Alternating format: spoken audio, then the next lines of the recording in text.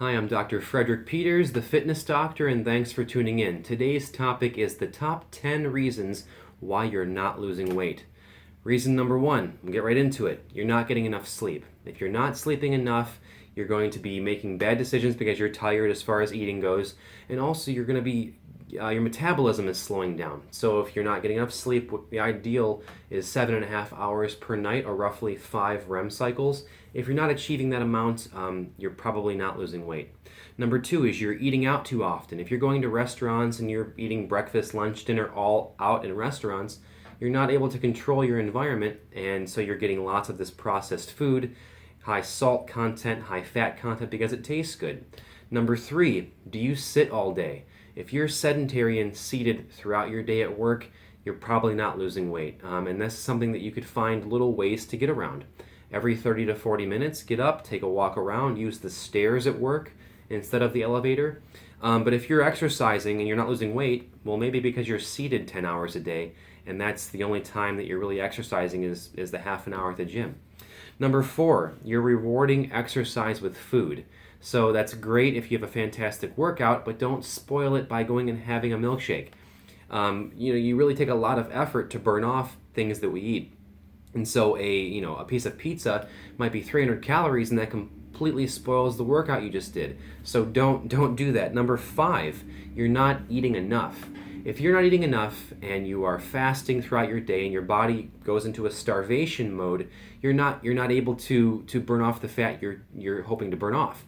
The idea is this: you should be eating something of a complex carb, lean protein, and healthy fat every 3 to 4 hours upon waking. If you don't, when you do ingest food after being fasted for a long period of time, your body's going to take that food and store it as glycogen and not metabolize it like you're supposed to. So eat every couple of hours and you'll see better results. Number six, you're eating too much. The flip side of that is if you're grazing, if you find yourself, snacking and eating these quick carbs often, you're not going to lose weight.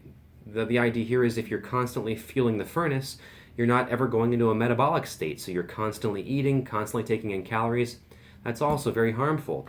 Number seven, you go to the gym. That's awesome, but you only do cardio.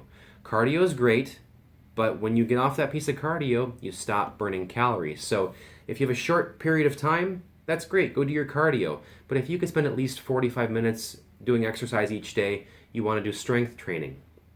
This is my next point. Number eight, if you're only strength training and not doing cardio. Well, cardio is good because it burns calories. Strength training is good because it builds lean muscle mass. Lean muscle mass is more metabolically active than just regular body mass. And so you want to combine the two. If you're only strength training and you're not actually getting any sort of cardio in, you're not maximizing your time at the gym. Number nine, you're sabotaging yourself. Do you find yourself going to Starbucks and getting a coffee but adding lots of cream, or one of those fancy beverages that are full of sugar? Or are you having a salad for lunch and then adding, Caesar dressing, what have you? Or even are you making your eggs in the morning, but you're using a lot of oil in that pan? These are simple little tricks you can use that just to fine tune your day. Substitute that creamer. I like to use avocado oil spray, and that spray is practically no calories for my eggs. And so finding little ways to tweak your lifestyle to remove those excess calories, it really adds up.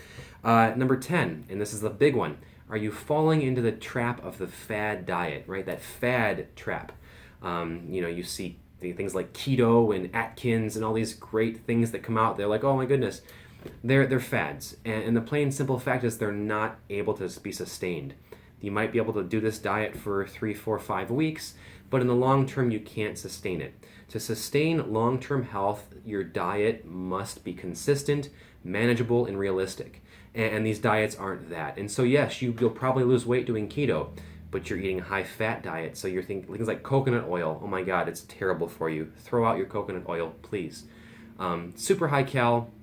And there's more saturated fat in coconut oil than there is in lard in Crisco. So that's my rant there. But the idea is reduce your caloric intake, increase your activity level, and when you eat in intervals, and that should really help you see results. That's my 5 minutes today. Thanks for watching, and stay tuned for more videos. Take care.